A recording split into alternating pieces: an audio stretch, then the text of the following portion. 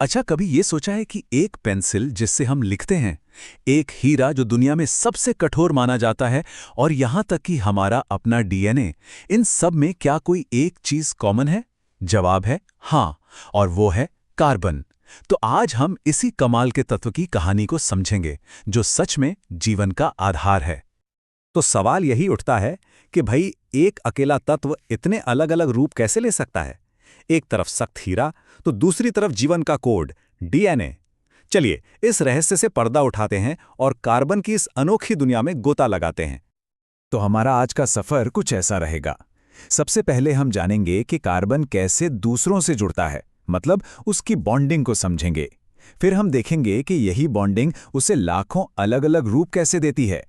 उसके बाद हम इन रूपों को नाम देना सीखेंगे, ये कैसे रिएक्ट करते हैं ये जानेंगे, और आखिर में देखेंगे कि ये सब हमारे अपने घरों में कहां-कहां मौजूद हैं। तो चलिए कहानी शुरू करते हैं एकदम शुरुआत से। कार्बन की सारी ताकत का राज उसके जुड़ने के एक खास तरीके में छिपा है, जिसे हम बॉन्डिंग कहते हैं। इसे कहते हैं सहसंयोजी आबंध या कोवेलेंट बॉन्ड। अब देखिए, कार्बन के पास हैं 4 इलेक्ट्रॉन और उसे स्टेबल होने के लिए चाहिए 8। तो किसी से 4 इलेक्ट्रॉन ले लेना या अपने 4 दे देना, दोनों ही बहुत मुश्किल काम है। तो कार्बन क्या करता है? वो एक स्मार्ट रास्ता निकालता है। वो कहता है चलो शेयरिंग करते हैं। वो दूसरे परमाणुओं के साथ मिलकर एक टीम बना लेता है। इसका सबसे बढ़िया उदाहरण है मीथेन, जो बायोगैस का मेन कंपोनेंट है। इसमें एक कार्बन एटम 4 हाइड्रोजन एटम्स के साथ अपने इलेक्ट्रॉन्स शेयर करता है। और ये टीम इतनी मजबूत होती है ना कि मीथेन एक बहुत ही स्टेबल और अच्छा फ्यूल बन जाता है। लेकिन एक मजेदार बात है, मीथेन का एक मॉलिक्यूल अंदर से तो बहुत मजबूत है, पर उसका दूसरे मीथेन मॉलिक्यूल के साथ रिश्ता थोड़ा कमजोर होता है। इसीलिए इन्हें पिघलाना या उबालना बहुत आसान है। सोचिए, मीथेन सिर्फ 111 केल्विन पर उबल जाता है। और क्योंकि इनके इलेक्ट्रॉन्स शेयरिंग में बिजी हैं, वो फ्री नहीं घूमते। इसीलिए ये बिजली के अच्छे कंडक्टर भी नहीं होते। और देखिए इसी बॉन्डिंग का जादू। एक ही कार्बन बस जुड़ने का तरीका बदल दे तो 2 बिल्कुल अलग चीजें बना देता है। एक तरफ दुनिया का सबसे कठोर पदार्थ हीरा, और दूसरी तरफ हमारी पेंसिल की नोक वाला मुलायम चिकना ग्रेफाइट। मतलब तत्व एक पर बनावट अलग, और गुण जमीन आसमान। तो ये तो समझ आ गया कि कार्बन जुड़ने में माहिर है। लेकिन ऐसी कौन सी सुपर पावर है इसके पास, जो इसे लाखों अलग अलग कंपाउंड्स बनाने की क्षमता देती है? आइए पता लगाते हैं। जरा इस नंबर पर नजर डालिए, 1 करोड़ से भी ज्यादा। ये इतने ज्यादा कंपाउंड्स हैं कि बाकी सारे एलिमेंट्स के कंपाउंड्स मिलकर भी इसके आसपास नहीं आते। मतलब केमिस्ट्री की दुनिया का असली बादशाह तो कार्बन ही है। तो इस बादशाहत का राज क्या है? कार्बन की 2 सुपर पावर्स। पहली, कैटनेशन, यानी अपने ही जैसे दूसरे कार्बन एटम्स से हाथ मिलाकर लंबी लंबी चेन या रिंग्स बनाने की कमाल की एबिलिटी। और दूसरी है टेट्रावेलेंसी, यानी इसके 4 हाथ हैं, जिससे ये 4 अलग अलग बॉन्ड बना सकता है और बड़े कॉम्प्लेक्स स्ट्रक्चर तैयार कर सकता है। इन्हीं बॉन्ड्स के हिसाब से हम कार्बन कंपाउंड्स को 2 ग्रुप्स में बांट सकते हैं। एक हैं संतृप्त, जिनमें सिर्फ सिंगल बॉन्ड होते हैं। ये बड़े शांत और स्थिर होते हैं, जैसे पेट्रोल।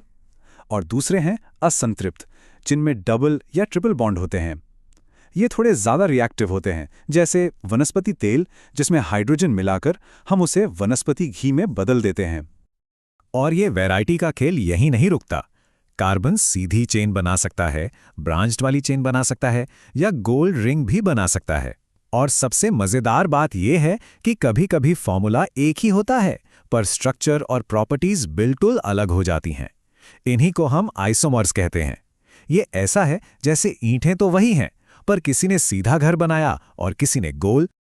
अब जब लाखों कंपाउंड्स हैं तो भाई उनका नाम भी तो रखना पड़ेगा। घबराइए नहीं, इसके लिए एक सिस्टम है, जो बिल्कुल एक नई भाषा सीखने जैसा है, पर है बहुत आसान।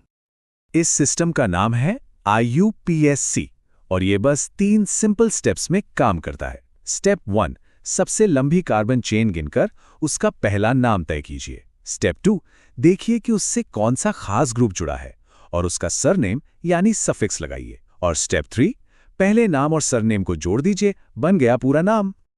चलिए एथेनॉल का उदाहरण लेते हैं। इसमें 2 कार्बन है, तो पहला नाम हुआ ईथेन। इसके साथ जुड़ा है OH ग्रुप जो अल्कोहल फैमिली का है, तो सरनेम हुआ ऑल। दोनों को मिला दिया और नाम तैयार है एथेनॉल। देखा कितना सिंपल है। चलिए, नामकरण तो सीख लिया, पर अब सवाल ये है कि ये कंपाउंड्स असल में करते क्या हैं? मतलब इनका केमिकल बिहेवियर कैसा होता है? मोटे तौर पर कार्बन कंपाउंड्स 4 तरह के रिएक्शन दिखाते हैं जो हम अपनी रोज की जिंदगी में देखते हैं। दहन यानी किसी चीज का जलना, ऑक्सीकरण जैसे दूध से दही बनना, संकलन जिसमें कुछ नया जुड़ता है, और प्रतिस्थापन यानी अदला बदली। चलिए एक एक करके इन्हें समझते हैं। दहन का मतलब है जलना, जैसे हमारे गैस स्टोव में LPG जलकर हमें एनर्जी देती है। ऑक्सीकरण में एथेनॉल ऑक्सीजन के साथ मिलकर सिरका बन जाता है। संकलन रिएक्शन से वनस्पति तेल वनस्पति घी में बदलता है, और प्रतिस्थापन में एक एटम दूसरे की जगह ले लेता है, जैसा मीथेन और क्लोरीन के रिएक्शन में होता है। तो चलिए अब इस केमिस्ट्री को लैब से निकालकर सीधा अपने घर के अंदर लाते हैं और 3 बहुत ही कॉमन कार्बन कंपाउंड्स से मिलते हैं।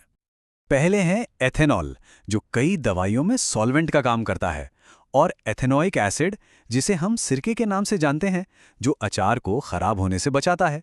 हैं दोनों ही कार्बन के कंपाउंड्स, पर देखिए इनके गुण और इस्तेमाल कितने अलग अलग हैं। और अब बात करते हैं सफाई के असली जादूगर यानी साबुन की। साबुन का मॉलिक्यूल एक जासूस की तरह है जिसके 2 चेहरे हैं। एक हिस्सा जिसे तेल और गंदगी से प्यार है, और दूसरा हिस्सा जिसे पानी से प्यार है। और इसी दोहरेपन में सफाई का सारा राज छिपा है। इस स्ट्रक्चर को हम मिसल कहते हैं। तो होता यह है कि जब हम गंदे तेल लगे कपड़े धोते हैं तो साबुन के मॉलिक्यूल्स तेल की बूंद को चारों तरफ से घेर लेते हैं।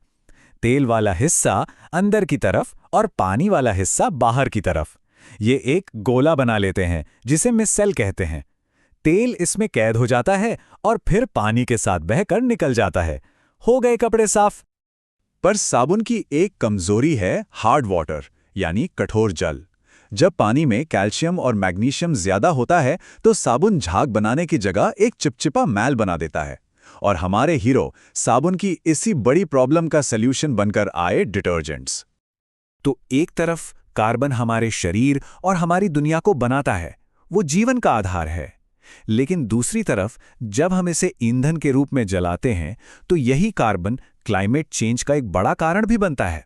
ये एक दोधारी तलवार है। तो अब सोचने वाली बात यह है कि इस मास्टर एलिमेंट की हमारी समझ हमारे आने वाले कल को कैसे शक्ल देगी।